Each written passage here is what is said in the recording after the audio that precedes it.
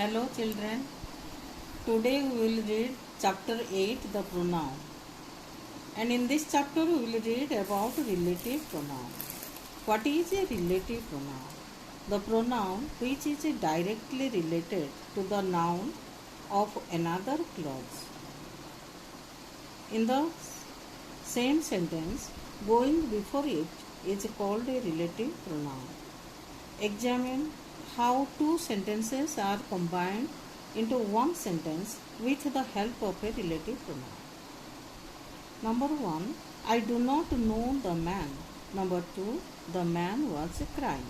Now we will combine these two sentences with the help of a relative pronoun. I do not know the man who was crying. And these two sentences, I do not know the man was crying, are combined just like this.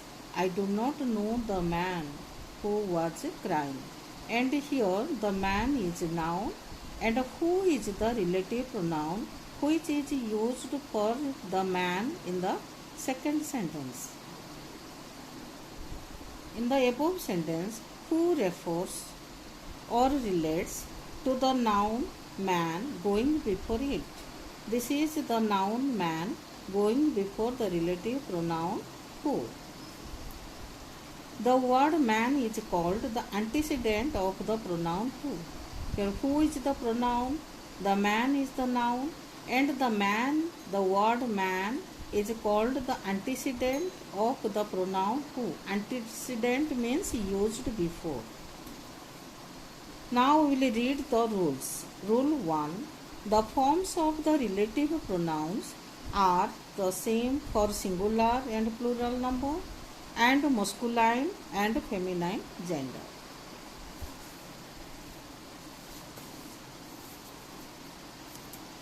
Rule 2. Who and that are used for persons. Rule 3. What, which and that are used for things. Rule 4. What, which and that have the same form for the subject and the object, and they have no possessive case. Rule 5.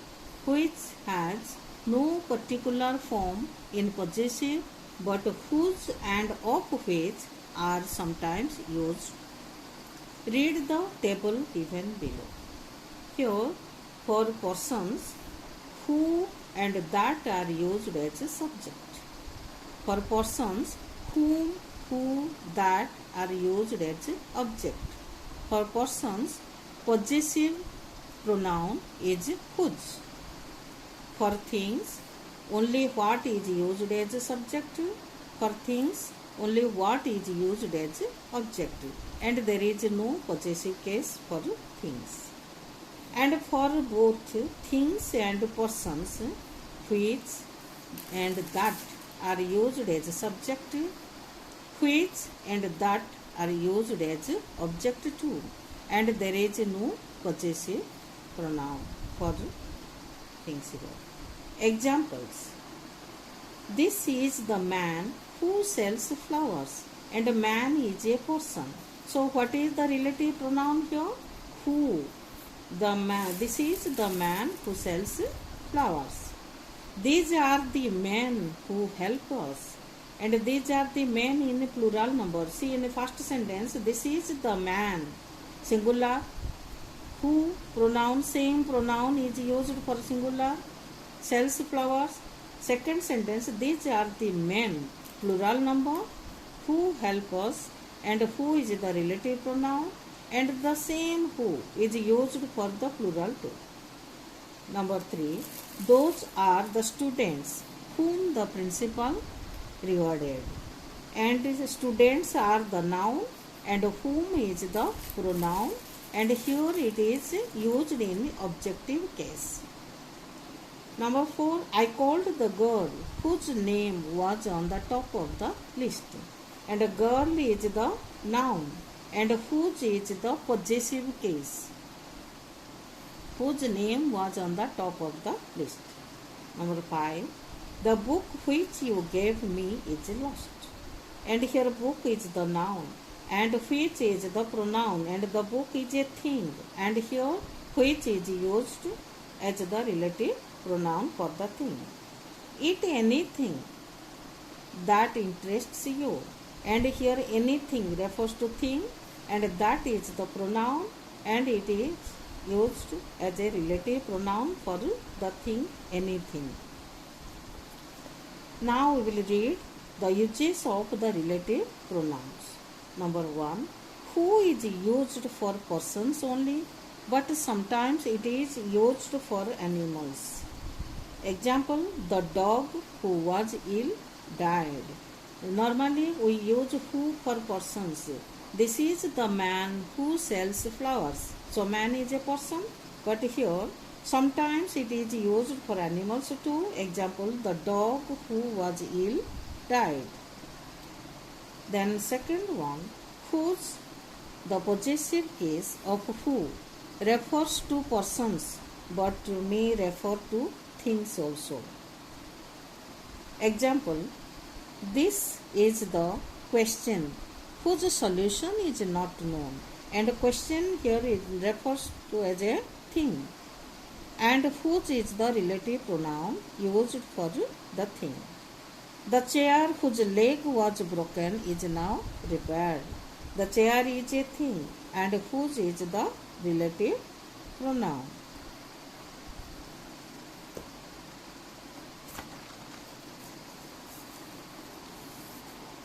Number 3, whom. Whom is used in formal written English, but who is used in place of whom in ordinary conversation. Example, the man who they caught was a criminal. The man whom they caught was a criminal. This is written English. The man who they caught was a criminal. This is used in ordinary conversation. The students whom the teacher punished were mischievous, but in conversation the students who the teacher punished were mischievous. Number 4, whom is replaced by that. Whom is replaced by that except after a preposition. The preposition may be placed at the end when that is used before whom. Example, that is the man about whom I was speaking. This is the normal. That is the man that I was speaking about. You see, about is the preposition. When that is used, then preposition is used at the end. In the first sentence, that is the man about whom I was speaking. Here about is the preposition and whom is our relative pronoun. In the second sentence, that is the man, that is our relative pronoun. I was speaking about, and your preposition is used at the end. Number 5, the relative pronouns who, whom, which. Who, whom, which can be used. Number 1, in a restrictive or defining sense, where the clause introduced by a relative pronoun defines the antecedent more clearly. Example, this is the man whom I lent money. And here it defines whom, defines more clearly. This is the man, here it puts emphasis. This is the man whom I lent money. This is the man who cheated me. So here also emphasis is put on the man particularly. This is the man who cheated me. The book which I borrowed from you is lost. Book is the noun and which is your relative pronoun. The book which I borrowed from you. There are many books, but emphasis is put on the particular book. The book which I borrowed from you is lost. Then B, in cumulative or non-defining sense, where the clause introduced by the relative pronoun does not define the antecedent but provides some additional information by way of passing. Example, my friend who is a player has written a book. Mainly we See the main clause, my friend has written a book. And now some additional information is given. Which friend? My friend. Who is a player? So here our main clause is my friend has written a book. But some additional information is given by using a relative pronoun. So my friend who is a player has written a book. I presented him a book which was in my library. I presented him a book makes a good sense. But to add some more information, we used this relative pronoun which was in my library. This adds some more information, or this is called cumulative. Note, non-defining clauses are separated from the main clause by commas. Example, children who learn easily should attend the class. Here, who defines children? Children who learn easily should attend the class. Here, who defines children means not all children, but some children only who learn easily. And the second example, B, children, comma, who learn easily, comma, should attend the class. Here, who does not define the children. It says about one of the characteristics of all children. It means all children learn easily and they should attend the class. Number 6, that is used for persons and things, both for persons and things. That is used only in defining clauses. In a non-defining clause, it becomes unsuitable as a substitute of who or which. Example, my father who is ill is 90 years old. This is suitable. My father who is ill is 90 years old. But my father that is ill is 90 years old. This is not suitable. Number 7, that is preferred to in place of who or which. Example, after the superlative degree of the adjectives. Example, Ashoka was the best king that ever ruled in India. This means whoever ruled in India, but we cannot write who. In place of who, we will use that. This is the best book that I have read. Here that means which, but we cannot use which. Instead of that is used. This is the best book that I have read. So in superlative degree, that is used. That is used after the words all, none, nothing, any, only, some, etc. Example, all that glitters is not gold. It is only you that broke the glass. So here all which glitters is not gold. So instead of which we use that. All that glitters is not gold. That is only, it is only you who broke the glass. But instead of who we use that. Number 3, that is used after there plus be verb. And what is be verb? Am, is, are, was, were. These are called be verbs. So after these verbs, that is used after there plus be verb. Example, there is the car that I have bought. Means which I have bought. So instead of writing which, we use that. That is used after the interrogative pronouns who, what, etc. Example, who is it that troubles you? What is there that you do not know? Number 5, in place of on which, in which, etc. I still remember the day that we met for the first time. And here, instead of writing on which, we used that. I still remember the day on which we met for the first time.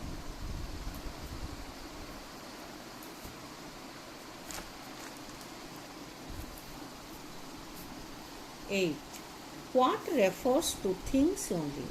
What means that which or the thing which? Example, this is what I expect from you. This is what I expect from you. So here what means that which. So instead of writing this is what that which, we write this is what I expect from you. I mean what I say. And instead of writing I mean that which I say, we write I mean what I say. 9. As may be used as a relative pronoun after such, the same as, etc. Example, I have such a book as you have never read. So after such, what is used? As is used as the relative pronoun. I have such a book as you have never read. My dress is exactly the same as yours. So here as is used as a relative pronoun. 10. But is used as a relative pronoun when it means that ... not, who ... not, which ... not. Example, there was no one but wept. There was no one but that did not wept. So in that sense, here what is used as a relative pronoun. There was no one but wept means those who were present all wept. So no one is left who did not cry. There is hardly any child but likes chocolates means but who does not like chocolates. There is hardly any child but likes chocolates means but likes chocolates means there is hardly any child who does not like chocolates. Then omission of relative pronouns. It is not necessary that always you will find a relative pronoun in a sentence. There are sometimes a sentence which does not have a relative pronoun but it is understood and there the relative pronoun is omitted. A relative pronoun is generally omitted when it is related to an object antecedent. Means the relative pronoun is used as the object to the noun used as the object. Example, this is the reason that he came, and here that is omitted. This is the reason he came, and here for reason the relative pronoun that is used but it is omitted. If you don't write this is understood. This is the time he normally comes, and here the relative pronoun is that or at which time. So this is the time that he normally comes but that is not used, that is understood. The friend I trusted betrayed me. So here whom is the relative pronoun and the friend whom is omitted. The friend I trusted betrayed me. So here we can understand that the relative pronoun whom is there. So sometimes we will not find the relative pronouns directly used in the sentence but we can understand their position. Agreement of the relative pronoun and its antecedent. Antecedent means used before.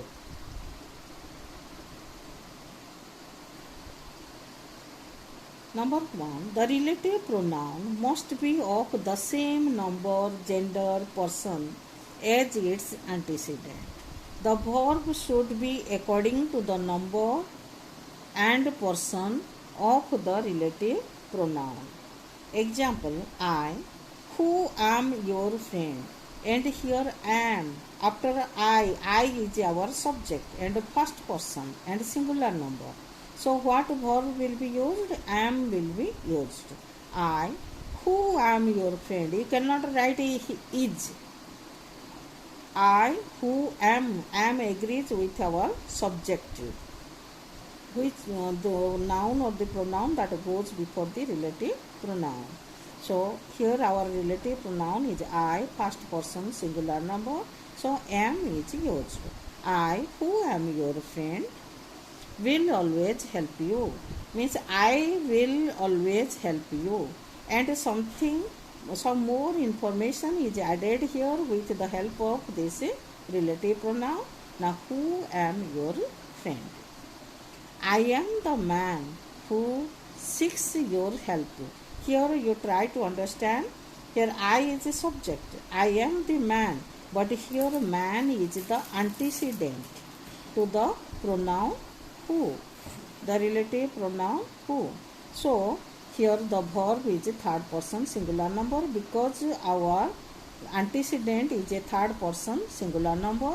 The as it refers, who refers to man, we have to use a verb that agrees with the third person singular number. Sometimes the antecedent of a relative pronoun is omitted. Example, who works hard will succeed. And here, though the pronoun is not given, it is understood he who works hard will succeed. Whom the God loves die young, and whom refers to the pronoun those. And those, though those is not there, we can understand that those whom God loves die young. Position of the relative pronouns. A relative pronoun refers to a noun or a pronoun used before. Therefore, it should be placed just after its antecedent or as near to it as possible. Note, if the relative pronoun is not placed near its antecedent, confusion in meaning may arise. Example, the boy who died was the son of a judge. And here you see the boy who died. So who is our relative pronoun and its antecedent is boy, the noun. So who died? The boy who died was the son of the judge. Here who died? The boy died. In the second sentence, the boy was the son of the judge who died. And who is our relative pronoun? And judge is the noun antecedent to who. So here who died? The judge died. And here the meaning is different. The judge died. So according to the position of the relative pronoun, the meaning differs and there is confusion. So to avoid confusion, we should always use a relative pronoun close to its antecedent noun or pronoun or as near as possible. Then compound relative pronouns. Compound relative pronouns are formed by adding so, ever, soever to who, which, what. Then the words are formed whosoever, whoever, whichever, whatsoever, whatever, etc. Example, whatever happens, I will face it. Whatsoever happens, I will face it. Both are same. Whoever comes is welcome. Whosoever comes is welcome. Take any of these books, whichever you like. Take any of these books, whichsoever you like. But note, nowadays the tendency is to use the forms whoever, whichever, whatever. Whatsoever, whosoever, whichsoever are nowadays not used. Now this chapter is completed, and if you have any doubt you can ask me. And now write down all these rules in your grammar notebook, that it will be easy for you to understand. Thank you.